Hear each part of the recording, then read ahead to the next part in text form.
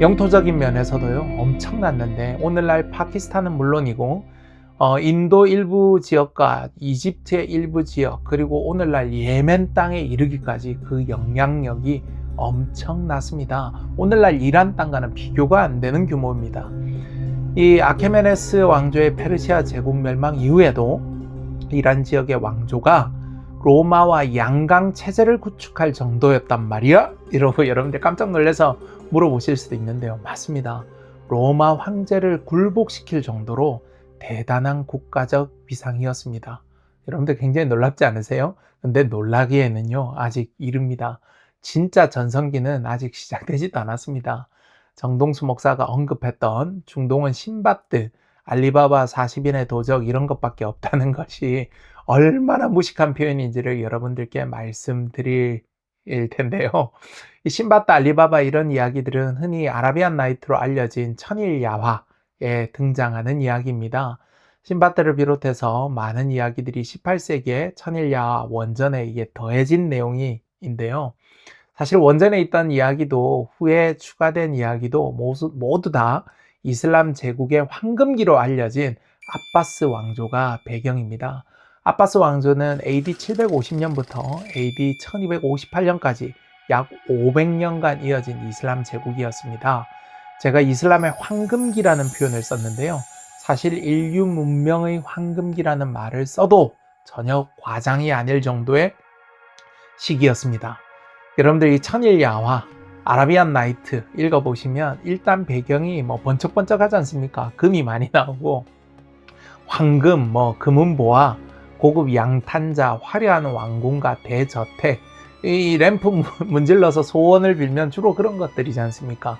온갖 물품들이 다 갖춰진 이 수크, 시장이지 않습니까? 이 시장 등이 등장을 소설 속에 합니다. 일단 아동기나 청소년기에 아라비안 나이트 한번 읽어보고 그 시대적 배경만 한번 찾아봤어도요 중동에 대한 여러분들의 인식이 달라질 겁니다. 천일 야화의 배경이 번쩍번쩍하고 부유한 바그다드를 비롯한 중동의 모습이 사실 아바스 왕조의 실상을 제대로 반영하고 있습니다. 이란, 이라크 지역을 포함한 중동 주요 지역을 통치했던 아바스 왕조의 수도가 바그다드인데요. 이 바그다드는 오늘날 이 유럽에서 가장 세련된 도시로 알려진 도시가 어딜까요? 파리 탁 떠오르시죠? 이 파리.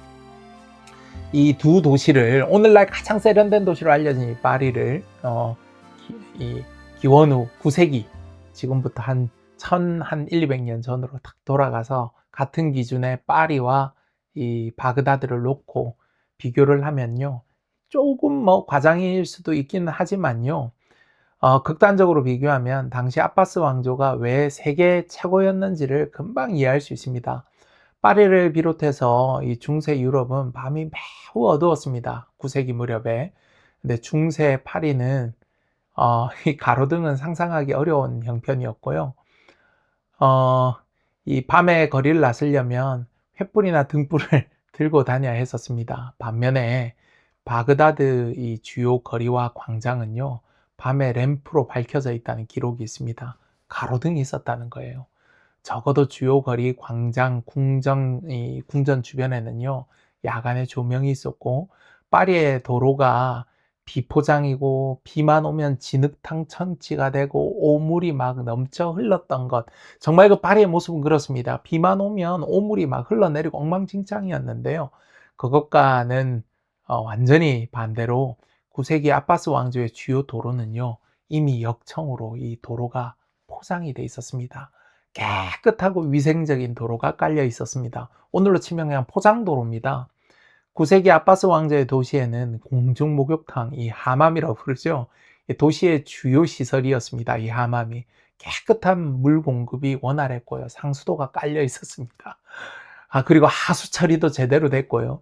반면 이 파리는 하수 배수 체계가 너무 미흡해서 각종 오물들이 거리, 그리고 이 센 강으로 바로 흘러들었습니다. 하수 시설이 전혀 없는 것은 아니었지만 이 중세 유럽과 아바스 왕조의 이 중동 주요 도시들은요 비교할 수 있는 수준이 아니었습니다. 유럽과는. 의료 서비스에 있어서는요 더 극단적으로 비교가 되는데요, 아바스 왕조의 이 바그다드나 주요 도시에서는요, 이미 오늘날 종합병원에 해당하는 이 비슷한 시스템이 있었습니다. 병동이 분화되어서 있고, 그 전문 세부과들이 이렇게 분화되어져 있고요. 상근 의사가 있고, 각종 질병을 체계화해서 오늘날 이 여러 과들이 나눠져 있는 것과 같은 이 체계로 환자들을 대응했습니다. 이 파리를 비롯한 중세 의료기관은요, 9세기 이 무렵에 뭐라 그럴까, 이 종교적인 수준에서 병을 기도해서 낫게 하기 위해서 접근하거나, 뭐 마귀가 들려서 그렇다거나 이런 수준을 벗어나지 못한 지역들도 상당히 많았었습니다. 비교할 수가 없죠. 이 아바스 왕조 시기는 위대했다라는 표현이 딱 정확한데요. 오늘날 수많은 지식의 용광로 역할을 하는 국가가 어디입니까? 미국이지 않습니까? 오늘날 미국의 역할을 딱 그 시기에 이 아바스 왕조가 하고 있었습니다. 오늘날 수많은 사람들이 미국에 유학을 가고 많은 학문들이 미국을 중심으로 발전하는 거하고 똑같이 그 당시는 전 세계 지식의 중심이 바로 중동이었습니다. 여러분들 상식을 뒤엎죠. 여러분들은 뭐 유럽이 세계의 중심이고 지식의 중심이지 않았을까? 유럽에서 미국으로 이 추가 옮겨진 거 아니야? 이게 늘 교회에서 그런 식의 설교를 들으니까 이 세계사에 대해서 너무 왜곡된 관점을 갖고 있습니다. 르네상스 그리고 대항해 시대, 산업혁명을 거치면서 유럽으로 지식의 축이 완전히 넘어가기 이전에 거의 1000년 가까이 이 지식의 중심은 페르시아였다라고 해도 큰 과장이 아닙니다. 우리말로 번역하면 지혜의 집으로 번역될 수 있는 바이트 알 히크마라라는 기관이 있는데요. 이 기관은 당대 세계 최대 규모의 도서관이자 학술 연구 기관을 말합니다. 이 고대 그리스, 로마, 인도, 페르시아 등에서 전해 내려온 철학, 수학, 천문학, 의학 등 인류가 쌓아 올린 방대한 지식 체계를요, 이 아바스 왕조에서 이 지혜의 집이라는 기관으로 쫙 빨아들입니다. 전 세계 지식 체계를 이곳으로 모으고 이렇게 모인 세계의 지식을 아랍어로 전부 다 번역을 했습니다. 아리스토텔레스, 플라톤, 유클리드, 아르키메데스, 아폴로니우스 등등등 철학, 수학, 과학 등 분야를 가리지 않고 전 세계 선진 학문을 모으고 이 번역하고 보존을 했습니다. 그런데 유럽은 기독교화되어지고 신학이 우선이고 인간의 욕구는 눌러야 되고 이런 운동들 때문에 사실 아리스토텔레스부터 여러 이 철학과 과학이 거의 읽혀지지 않고 유럽은 오히려 사라지고 있었는데, 이 중동 지역은 이러한 문물들을 받아들여서 보존하는 데 적극적으로 앞장섰었습니다. 놀라운 것은 이 지혜의 집에서 지식을 보관만 한 것이 아니라요, 그리스를 비롯한 고전 지식을 융합하고 이 과학 지식을 융합해서 새로운 차원의 최첨단 지식으로 업그레이드를 했다는 겁니다. 아리스토텔레스의 철학은 난해하기로 유명한데요, 이것을 명쾌하게 해설한 방대한 주석서가 이븐 루시드라는 분에 의해서 이 당시에 편찬이 되었습니다. 아이러니하게도 중세 가톨릭 최고의 신학자가 누굽니까? 토마스 아퀴나스입니다. 이 토마스 아퀴나스가 스콜라 철학을 집대성하고 신학을 완성하는 데 있어서 아리스토텔레스의 철학적 도구를 정교하게 사용합니다. 그런데요, 이 이븐 루시드의 주석서에 전적으로 의존했다는 겁니다. 언젠가 한번 다룰 기회가 있으면 좋겠는데요, 당대 최고의 신학자 토마스 아퀴나스에게 있어서 이븐 루시드는요, 아리스토텔레스를 이해하기 위한 완벽한 스승임과 동시에 사상적으로 이슬람이니까요, 사상적으로 극복해야 할 적이기도 했습니다. 이 바이트 알 히크마, 지혜의 집이라는 이 기관은 아바스 왕조의 국가적인 프로젝트이자 큰 업적 중 하나였습니다. 이 지혜의 집에서 알 카리즈마를 통해서 대수학이 독립적인 분야로 정립된 것이 또 다른 과학이라는, 수학이라는 측면에서 엄청난 업적인데요. 이 대수학이 뭡니까? 대수학이 숫자 대신에 문자를 사용해서 수의 성질이나 관계, 계산 법칙 등을 연구하는 학문인데요. 수많은 과학, 공학 분야는요, 대수학적 개념이 없으면 연구 자체가 불가능합니다. 이 대수학이 바로 이란 이라크 땅에서 정립이 된 것입니다. 이 의학 분야의 발전은요, 엄청났습니다. 실로 엄청났습니다. 외과 수술법이 고도로 발달했었고요. 알 지라위가 저술한 알타스리프를 보면 현대 수술 도구의 원형들이 10세기에 이미 묘사되어 있는 것을 확인할 수 있습니다. 이 서구 서양 이 의학보다 수백 년 앞선 내용입니다. 서구 사회에서는 이 아비센나라고 불리는 이븐 시나의 의학 정전은요, 근대 의학이 탄생하기 전까지 유럽 의학의 표준 교과서로 사용되었습니다. 여러분들, 우리나라의 모든 이 대부분 이 발전된 의학이 요즘 우리나라 의학이 세계 탑 클래스 중에 하나이지 않습니까? 그런데 우리는 서양의 의학을 받아들이고 서양의 의학이 최고다라고 생각을 하고 우린 그렇게 배워왔지 않습니까? 근데 이 서구 사회가 이 의학을 중동에서 배우고 이분 신화의 교과서를 유럽 의학의 표준 교과서로 수백 년 동안 사용해 왔다는 것 아시는 분들 계셨나 모르겠네요. 이 이분 신화의 의학 정전은 의학사에서 가장 영향력 있는 저작 가운데 하나로 설명됩니다. 이건 학자들 누구나 이견이 없이 다 동의하는 내용입니다. 이분 신화의 의학 정전뿐만 아니라 이슬람 세계의 의학은 중세 유럽뿐만 아니라 아시아에도 영향을 주었는데요. 중국에서 무슬림을 뜻하는 단어인 회회라는 이름을 달고 회회의학, 회회약방으로 중국 원나라 그리고 명나라 의학에 영향을 끼칩니다. 우리나라에도 고려 그리고 조선에 이 회회의학이 영향을 준 직간접적인 증거들이 많이 남아 있습니다. 이 중동의 약재들을 어떻게 사용해야 되는지도 우리나라 의서들에 많이 나타나 있습니다. 지리학, 천문학 등도요, 중국과 우리나라에까지 직간접적으로 영향을 주었습니다. 이슬람 세계의 천문표, 이 전통이 중국에 들어가서 회회력법으로 정리되었고요. 이것이 다시 조선에 전해졌습니다. 조선은 이슬람계 천문학을 중국어 번역본을 통해서 받아들였고 그것을 우리 고유의 전문 체계를 발전시키는데 참고하고 활용했었습니다. 그리고 많은 연구들에 따르면요, 이슬람의 이 증류 기술이 동쪽으로 전해졌고 몽골 제국을 통해서 한반도에까지 전달되었다는 겁니다. 논란이 조금 있기는 하지만요, 이 안동소주가 몽골 원제국 시기 고려에 들어왔다는 연구가 많습니다. 이런 얘기는 여러분들 들어보셨을 겁니다. 안동소주가 몽골 원제국의 영향의 산물이고 몽골 이 고려연합군의 일본 원정 무렵에 우리나라 안동에 전해졌다는 여러 설명들이 실제 존재합니다. 그런데 이 증류기술은 몽골이 배운 증류기술은 중동으로부터 전달받은 겁니다.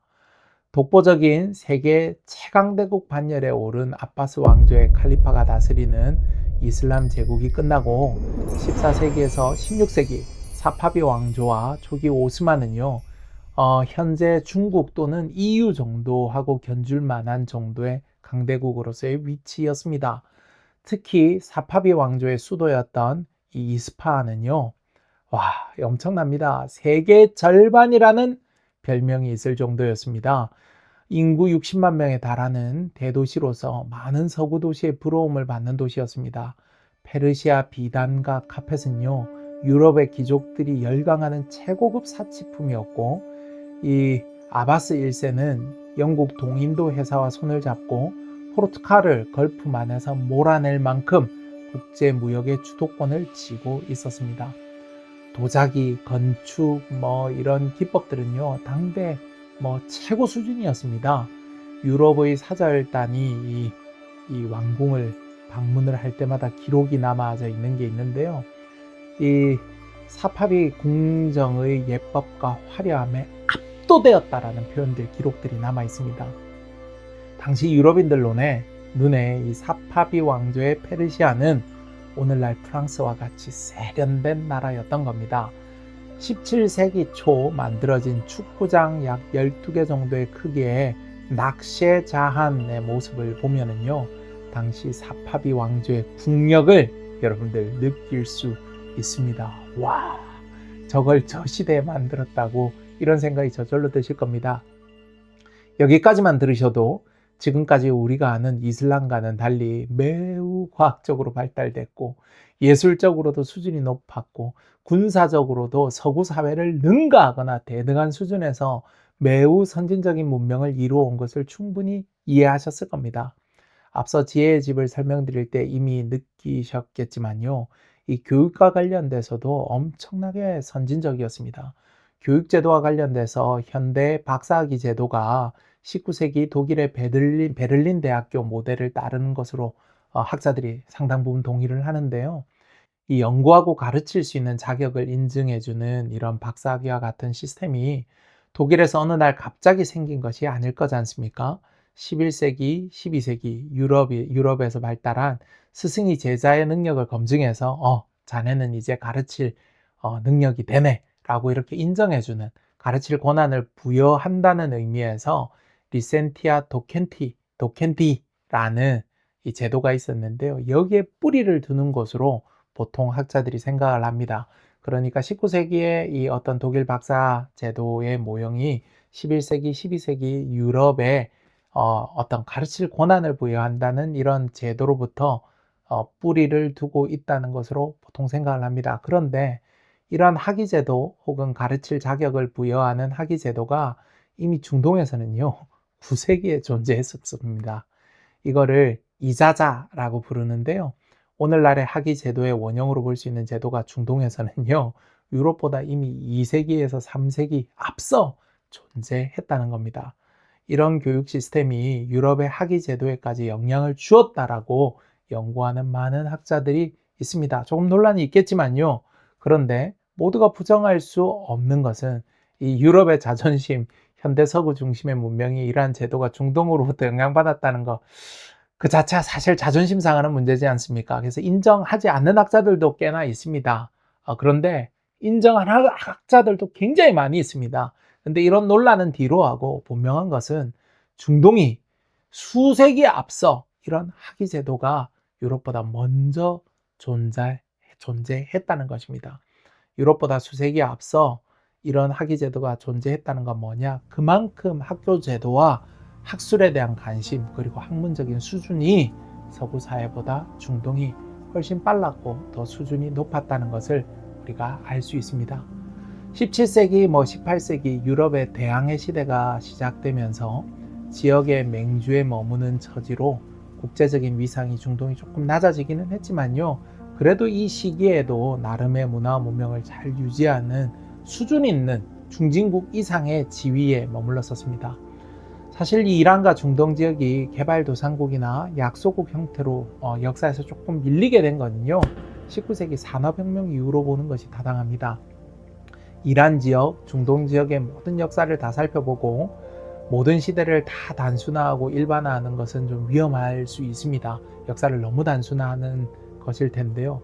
그럼에도 불구하고 바벨론, 페르시아 이후의 큰 줄기만 놓고 본다면요, 사사왕조 페르시아를 거쳐 아바스 왕조로부터 16세기까지는요, 정도의 차이는 있고 약간의 논란은 있을 수 있겠지만 전 세계적인 영향력을 미칠 수 있는 세계 최강대국 혹은 강대국의 지위로 세계사에 영향을 미쳤다고 평가해도 큰 논란은 없을 겁니다.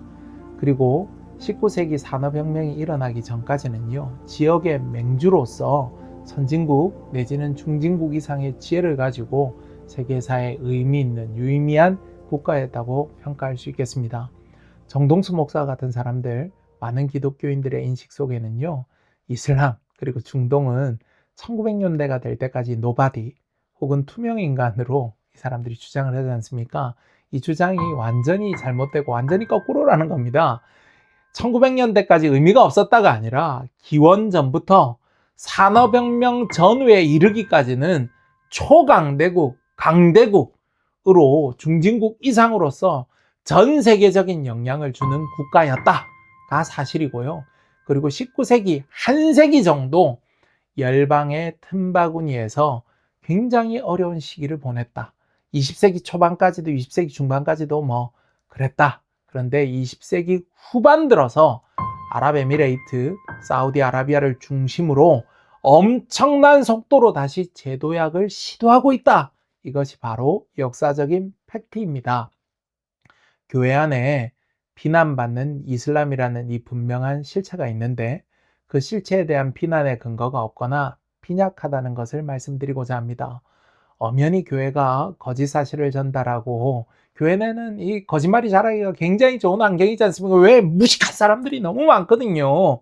이 교회 내 거짓말이 판을 치는데 어차피 이슬람은 대부분의 교회가 적이라고 생각을 하니까 이런 거짓에 대해서 밝히려는 사람도 없고 제대로 알아보려고 생각하는 사람들도 없습니다. 사실 적을 욕하는데 박수 치지 않으면 이상한 사람이 되는 교회 특유의 무식하고 무지한 분위기가 있기 때문에 이런 가짜 뉴스는 교회 내에서 쉽게 퍼지는 경향이 있습니다. 우리는 현대를 살아가면서 종교개혁 이후, 산업혁명 이후, 세계 1차, 2차 대전 이후 정립된 서구와 미국 중심의 세계에 우리는 익숙합니다. 그러다 보니까 예수 믿는 모든 국가들은 다 잘 살고 그렇지 않은 국가들은 가난을 면치 못하고 살아간다는 이런 이분법적인 도식화와 선동에 매우 익숙합니다. 그런데 사실 긴 역사를 우리가 살펴보면 기독교 국가들이 이슬람 국가들보다 훨씬 가난하고 미개했던 때가 훨씬 더 길었음을 금방 알 수 있습니다. 그리고 사우디아라비아, 아랍에미레이트뿐만 아니라 많은 중동의 국가들이 20세기, 21세기 들어 새로운 도약을 준비하고 있다는 겁니다. 우리는 우리가 살고 있는 이 세대가 마지막일 것만 같은 생각을 가지고 살아가고 우리가 가지고 있는 역사적인 배경과 이 교회에서 주워들은 이 지식이 전부일 것과 같이 살아가는데요. 하나님의 시간표 안에서 정말 점으로 표시될 수 있는 짧은 순간일 수도 있다는 것을 알아야 됩니다. 우리는 우리가 보고 판단하고 알고 느끼는 것이 하나님의 시간표와 예언의 모든 것이라는 관점으로 세상을 바라보지만 긴 하나님의 시간표 속에서는요, 정말 오늘은 아무것도 아닌 지나가는 시간일 수도 있을 것 아닙니까? 하나님 앞에서 겸손해야 된다는 것입니다. 왕들을 세우시고 패하시는 것도 하나님이십니다. 고레스가 태어나기도 150여 년 전 하나님께서 그의 이름을 부르시며 하나님께서 이루실 역사를 미리 말씀하셨지 않습니까? 역사의 주권은 모든 주권은 하나님께 있는 겁니다. 지난 1000년이 넘는 시간 동안 이슬람을 선진국으로 세우셔서 유대인들과 기독교 사회에 수많은 교훈과 책망을 주시고 때로는 이 이슬람 세력들을 통해서 유대인을 보호하시기도 하시고 치시기도 하셨는데 그 역사를 전부 잊어버리고 1900년대까지 아무런 의미도 없는 투명인간으로 노바디로 나띵으로 취급하는 것은요, 역사를 통해서 역사하시는 하나님을 잊은 것과 다를 바가 없다고 저는 생각합니다. 기독교인들은요, 역사를 통해서 하나님 앞에 더욱 겸손해야 되고 겸손해가는 방법을 그리고 겸손함을 배워야 됩니다.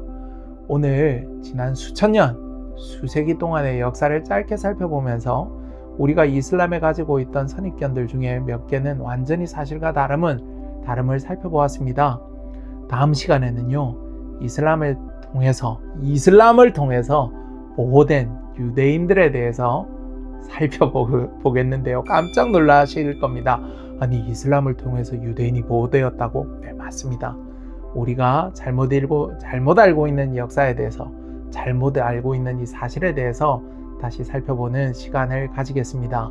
이슬람을 통해서 보호된 이 유대인을 보면 하나님께서 말세 유대인들에게 이루어갈 그 약속이 어떻게 성취되어져 가고 있는지를 좀 더 선명하게 볼 수 있는 시간이 될 겁니다. 기대하셔도 좋습니다. 지금까지 조스픽이었습니다. 감사합니다.